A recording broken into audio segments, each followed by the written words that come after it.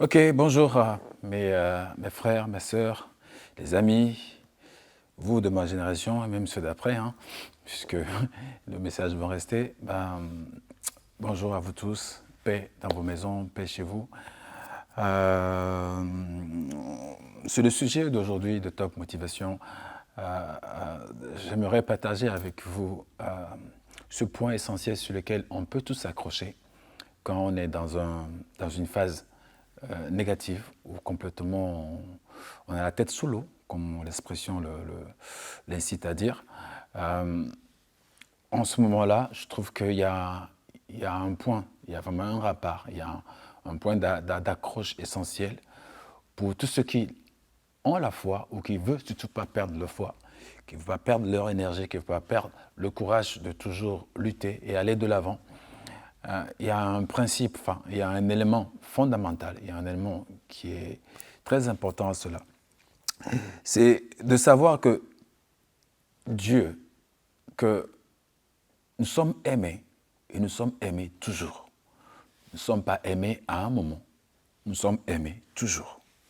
Il faut que ça rentre. Si tu arrives à saisir l'importance de ça, tu vas te voir sortir, tu te verras que tu t'en sors plus vite que les autres parce que l'amour, c'est un capital confiance absolue.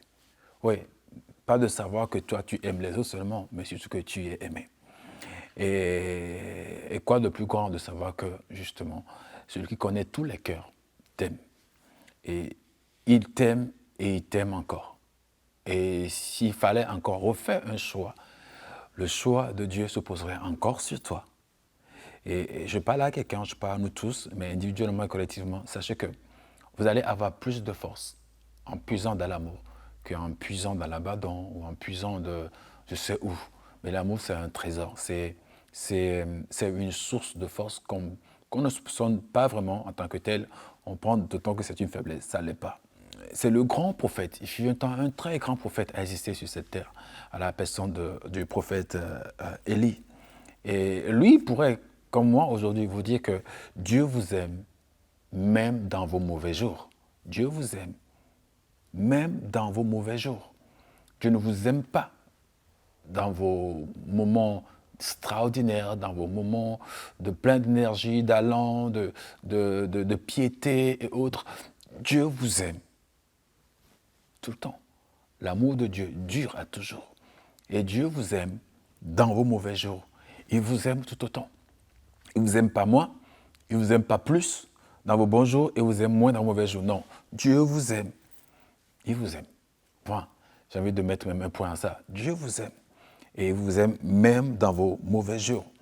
Euh, euh, Lui, il a cru, parlant de prophète Élie, il a cru que, vous savez, que les jours de conflit qu'il a avec le roi de l'époque, le roi Akab ou Achab, selon les prononciations, le roi Achab et sa femme, donc la reine Jézabel, il a cru que leur conflit, c'est bon, c'est fini, avec le spectacle du feu qui est descendu du ciel pour consumer du coup l'Holocauste et donc rendre caduque ou rendre complètement mensonger les propos de l'idole Baal et prouver alors dans ce spectacle-là que seul Dieu est Dieu et que Baal n'est pas un Dieu.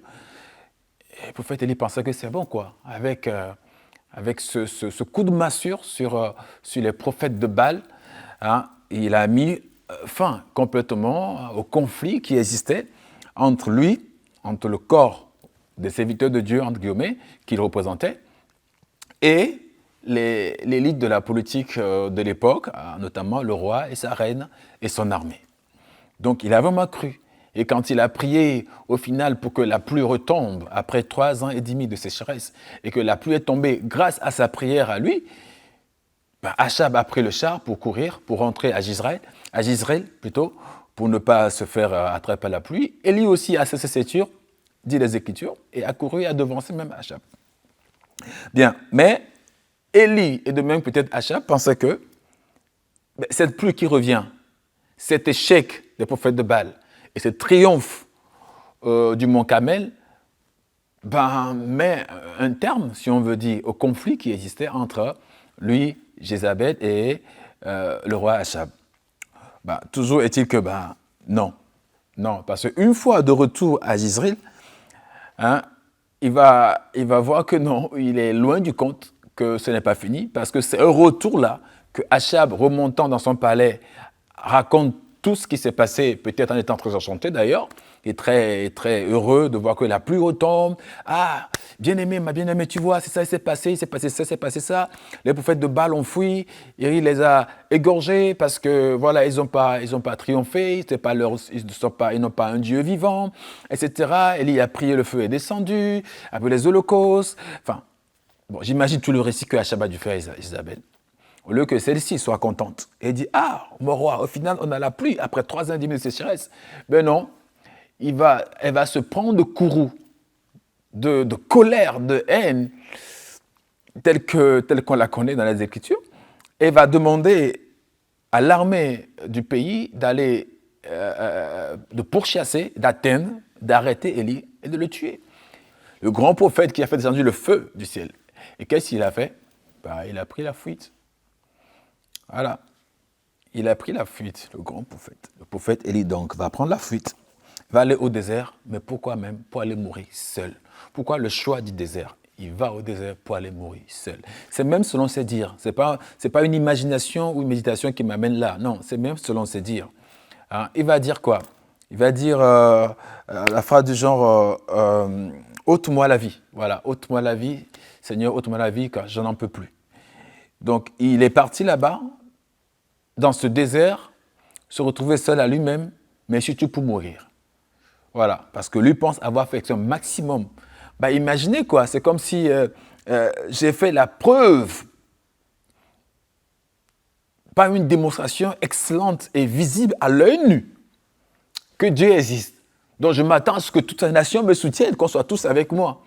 Et c'est plutôt à la fin de ce spectacle-là, de cette preuve-là, que encore toute l'armée maintenant, ordonnée par la reine ou Jézabel, suit ma trace pour me nuire, pour me tuer. Élie va demander au Seigneur, prends ma vie, j'en peux plus. Prends ma vie, j'en peux plus. Hein, les meilleurs jours d'Élie, du coup, semblent pour lui être du passé.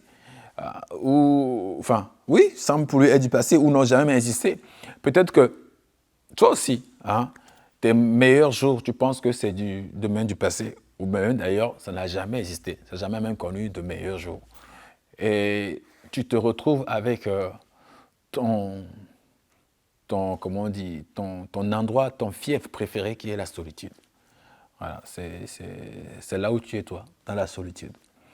Et tu as pu imaginer, penser, ou peut-être te laisser emporter par des pensées de ce genre que, si la mort devait arriver aujourd'hui, ça serait vraiment un gain parce que j'en peux plus.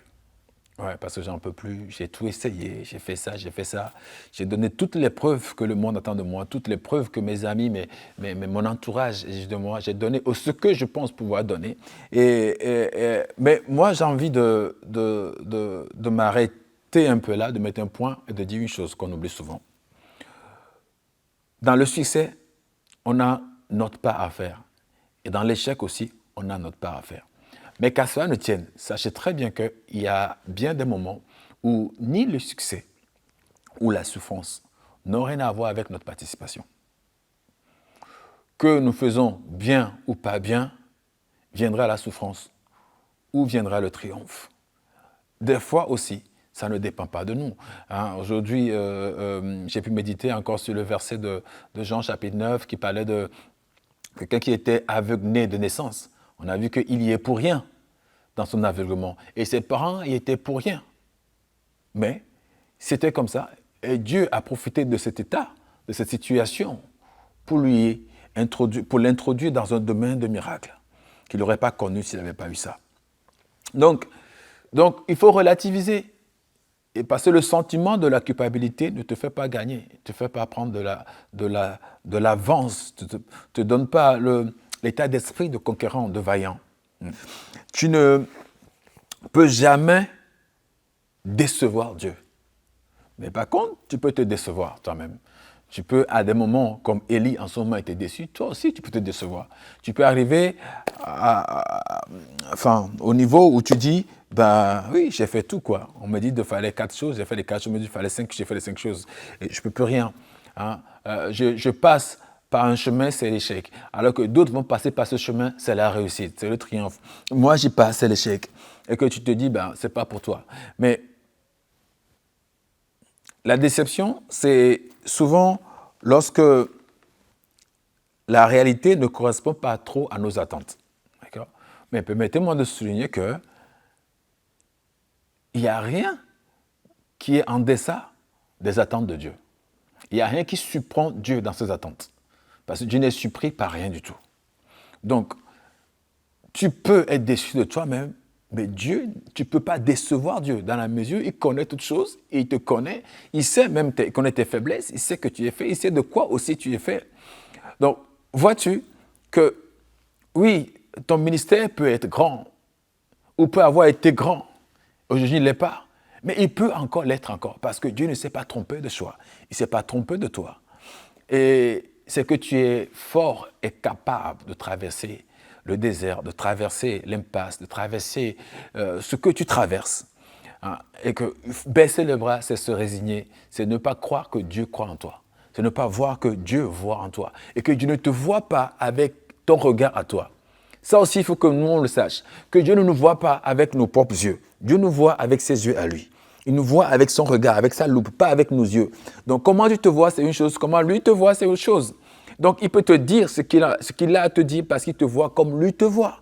Et tu ferais bien d'emprunter le pas, de te voir aussi comme Dieu te voit. Et ne pas te voir dans tes faiblesses, dans tes échecs, de ne pas t'identifier vraiment à tes manquements, à tes ratés.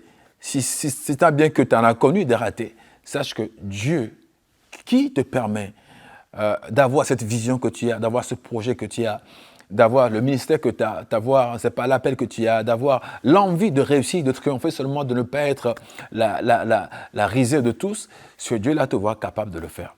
Voilà, il te voit capable de le faire. Qu'est-ce qu'il va dire à Élie quand Élie était seul dans le désert? Et je remarque d'ailleurs que quand tu es dans la solitude comme ça, quand tu es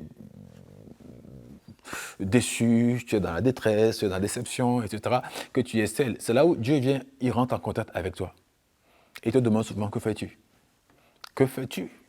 Parce que les gens qui sont dans l'isolement, qui sont dans la déception, ils arrêtent de faire. Parce qu'ils croient en rien de ce qu'ils font. Donc ils arrêtent de faire. What are you doing? Que fais-tu? Et c'est ce que Dieu va demander au prophète Élie. Mais que fais-tu? Que fais-tu? Dans la solitude, c'est ça. Dans la solitude, on voit Dieu venir entrer en contact avec les uns et les autres. Donc si tu es seul, je te dis que Dieu ne s'est pas trompé de toi. Tu t'es déçu peut-être, mais tu n'as pas déçu Dieu. Et si tu t'es trompé, bah, c'est juste humain. Mais la paix de Dieu et les dons de Dieu sont irrévocables. C'est encore là. Et tu peux encore changer ton monde. Tu peux encore influencer ton monde. Tu peux encore devenir la meilleure version que tu voulais devenir avant. Et toi qui triomphes déjà, persévère. Ne compte pas sur les succès d'aujourd'hui. Crée-en d'autres pour demain. Crée-en d'autres pour demain. Crée-en d'autres pour demain. Je vais vous laisser, parce que depuis là je parle, je n'ai même pas donné une référence, avec le psaume 34, verset 18 dans certaines versions, 19 dans d'autres, qui dit « Dieu est là-haut, hein, il est très élevé, mais cela étant, il est avec celui ou celle dont le cœur est contrit, le cœur est blessé. Dieu est avec eux pour les faire quoi? Pour les élever, pour les apporter du soutien. » Donc, si tu es bas, très bas, tu as été très meurtri par les événements, tu as été très affaibli par les situations, c'est pas pour rien que c'est pas pour ça que Dieu s'est éloigné de toi, mais au contraire. Plus tu es dans cet état, plus tu sais que fais-toi silence. Hein, faut pas, les gens ne vont pas le faire pour toi. Même ceux qui te plaignent, ils connaissent ta situation, ils vont juste se joindre à toi pour pleurer avec toi, pour se plaindre avec toi, et encore s'ils le font. Mais pas pour te relever. Non, pour te relever, il te faut puiser quelque part, il te faut puiser dans une ressource. Et Dieu t'aime. Il t'aime aujourd'hui, il t'aime demain, il t'aimera toujours, et Dieu t'aime dans tes mauvais jours. Dieu ne perd pas espoir en nous.